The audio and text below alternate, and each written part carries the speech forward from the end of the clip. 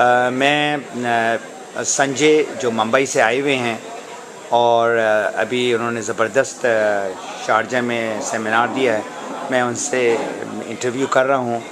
तो संजय ये बताएं, आप डीएक्सन से पहले क्या करते थे? डीएक्सन से पहले देखा जाए तो मेरी ज़िंदगी इतनी बदतर थी कि कोई रोज़गार तो नहीं था, काम धंधा कोई बिज़नेस नहीं था, तो मैं बेकारी में ऐसे दोस्तों के साथ घूमता था, मज़े लूटता था, यही काम मेरा था। लेकिन परिवार की जिम्मेदारी जब आई, शादी हुई तो बच्चे हुए तो जिम्मेदारी है, तो कोई काम नहीं था। लेकिन उसके बाद जब मैं बार बार घर से ये आता था कि ओ भाई कुछ काम करो, तो उसके बाद मैंने फ़ोटोग्राफी करना शुरू कर दी है। कौन से एज में आपने फ़ोटोग्राफी स्टार्ट की? करीबन मैंने 25 एज के बाद मैंने फ़ोटोग्राफी करना शुरू कर दिया। आपका शहर मुंबई है गालिबन? मुंबई, महाराष्ट्र। मुंबई से बाहर आप कह रहे थे या मुंबई के अंदर है? सब अर्बन एरिया, यानी कि सब थाना डिस्ट्रिक्ट। आपकी तालीम क्या है? मेरी करीबन मैं एसएससी फेल हूँ, 2 बार फेल हुआ।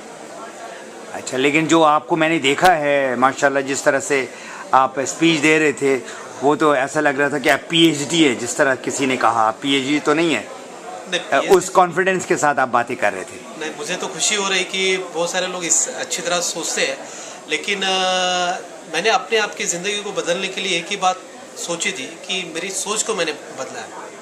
क्योंकि ज़िंदगी में बहुत सारे काम करके आदमी बदल नहीं सकता, लेकिन सोच को जब बदलेंगे, पॉजिटिव एटीट्यूड अंदर लाएंगे, तो शायद ज़िंदगी बदल सकती है। ये केवल मैंने पढ़ा था और वो अमल में लाया।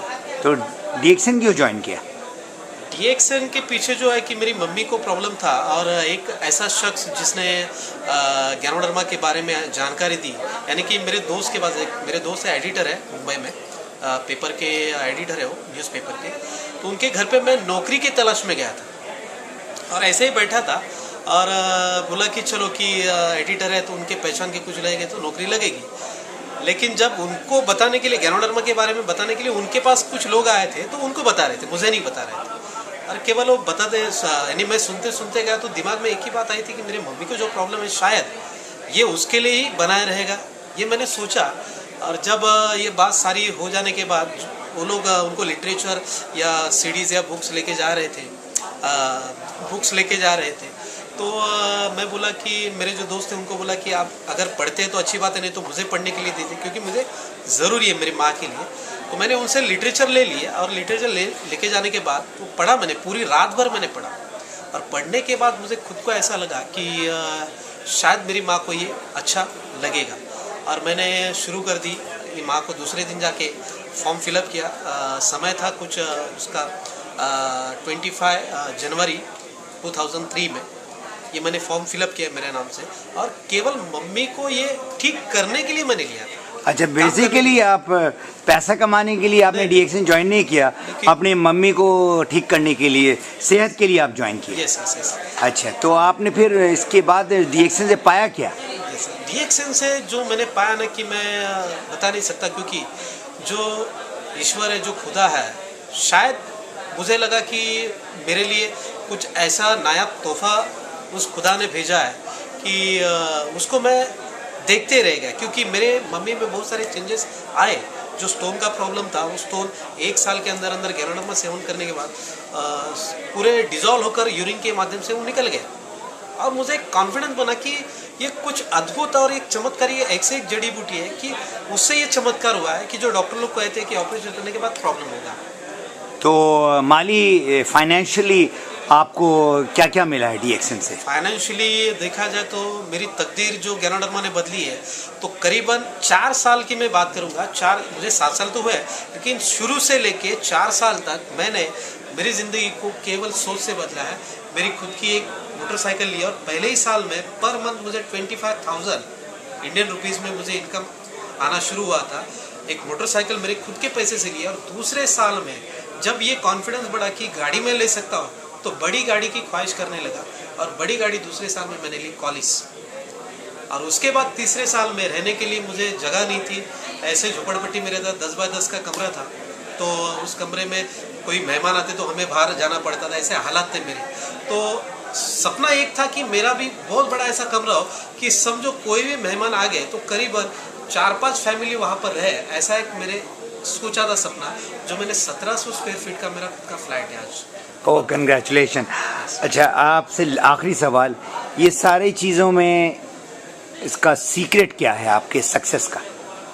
सीक्रेट एक ही है कि जैसे कि मैंने ज़िंदगी में बहुत सारी ऐसी चीज़ें देखी थी कि लोग मुझे कोसते थे ज़्यादातर कि अब कि ये इंसान कभी सुधरेगा नहीं, कभी बदलेगा नहीं, और वो सारी बातें जो है ना मैंने केवल वो ध्यान में रखी। क्यों, आप झोपड़पट्टी में रहते थे? Yes. कौन सा झोपड़पट्टी में रहते थे? सांता क्रूज में वाकोला पाइपलाइन के बाजू में एक गावदेवी नगर की एक झोपड़पट्टी, वहाँ पर रहता था। अच्छा। और उसको बार बार लोग मुझे कोसते थे कि ये सुधरेगा नहीं, बदलेगा नहीं, ये ऐसे ही फकीर जैसा रहेगा। तो मैंने उसी दिन से तय कर लिया था अपने आप से कि मुझे मेरी ज़िंदगी को बदलना है। तो नहीं, सीक्रेट आपने मेरा सवाल का जवाब नहीं दिया। मैंने कहा आपने माशाल्लाह मोटरसाइकिल ख़रीदी, फिर आपने गाड़ी ख़रीदी, उसके बाद फिर आपने घर लिया।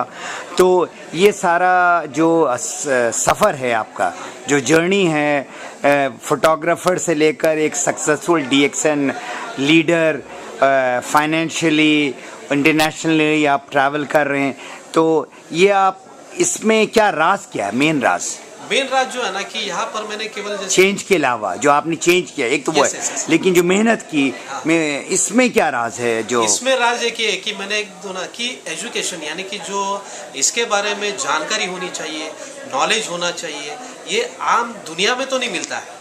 लेकिन जब मैं DXN में आया तो DXN ने हेल्थ और वेल्थ तो दे दिए, लेकिन साथ साथ में मेरी ज़िंदगी को बदलने का जो जरिया, मेरी लाइफस्टाइल को चेंज करने का जो एजुकेशन है, वो भी मुझे आज यहाँ पर मिला। अगर वो नहीं मिलता तो शायद मैं फटीचर ही रहता।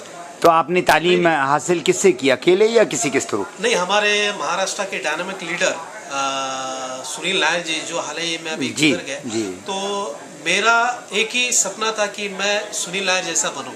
अच्छा। और आज मैं बन गया हूं और उन्होंने आंखों से अपने देखा है, लेकिन अभी भी सीखना बाकी है, क्योंकि मैं पूरा नहीं हुआ और हर इंसान से सीखना चाहता हूं। मैं एक भी मीटिंग नहीं छोड़ता हूं, 7 साल से एक भी मीटिंग, जैसे मैं स्पीच देता हूं लेकिन मीटिंग कंडक्ट भी करता हूं, सुनता हूं, लोगों को बताता हूं, ये सारी बातें मैं करता हूं। यही मेरा सफल का राज है। अच्छा, अल्लाह ताला आपको बहुत बहुत कामयाब करे और आप क्राउन एम्बेसडर बने। शुक्रिया। और दुनिया में इसी तरह परिचार करें, इसी तरह आप लोगों को हेल्प करें और हेल्प से ही आगे बढ़ सकते हैं। बिल्कुल बिल्कुल। बहुत बहुत शुक्रिया संजय जी, और इंशाल्लाह नेक्स्ट टाइम जब मैं देखूं आपको as a crown ambassador. Thank you very much. Welcome.